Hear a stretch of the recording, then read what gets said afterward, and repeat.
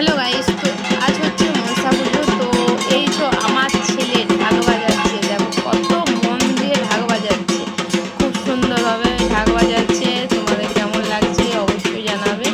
তো এখানে সবাই বাচ্চারা দাঁড়িয়ে আছে, মানে ওদের এক এক করে ওরা ঢাক বাজাচ্ছে। এরপর চলে যাচ্ছে আমার ননদের বেটা, আমার হয়ে গেল বেটা ঢাক বাজানো, এবার ননদের বেটা বাজাচ্ছে। যাই হোক, তো এখানে সবাই পুজো টুজো দিচ্ছে। এখানে দেখুন প্রদীপ জ্বলছে, এটাকে বলে বাড়ি আনা, তাই তো। তো এখানে বাড়ি এনেছে, কিন্তু একটু ঝাপসা কেন দেখাচ্ছে, যেহেতু আমি ক্যামেরাটা দূর থেকে করেছি আর প্রচুর থেকে করেছি, ওখানে প্রচণ্ড ভিড় ছিল, আমি সামনে যেতে পারছিলাম না।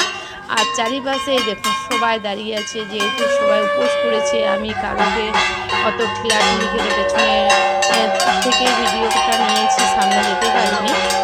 আর এটা প্রত্যেক বছরই এমনি হয়, আমাদের এখানে মনসা পুজোটা খুবই ভালোভাবে হয়।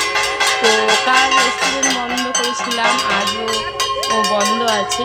তো এই যে বাড়ি এসছে, বাড়িতে একটু ফুল টুল দিয়ে ধূপ ধুনো দিয়ে আহ্বান করে ঢুকাচ্ছে।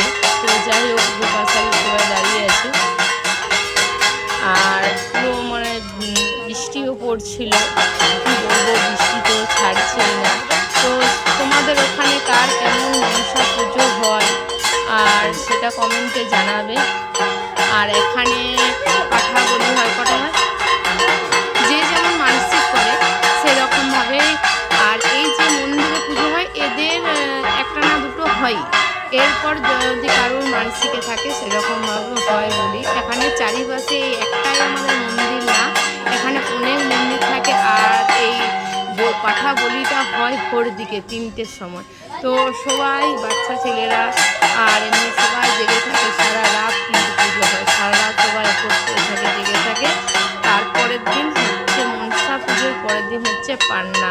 এই মন্দিরে এখানে আমাদের নিমন্ত্রণ থাকে। আর এই যে ফুল দিয়ে পুজো করে নিচ্ছে, আর বাচ্চারা নিয়ে নিচ্ছে পুজোর সঙ্গে সঙ্গে। তো ক্যামেরার সামনে সবাই দাঁড়িয়ে যাচ্ছে, করার কিচ্ছু নেই।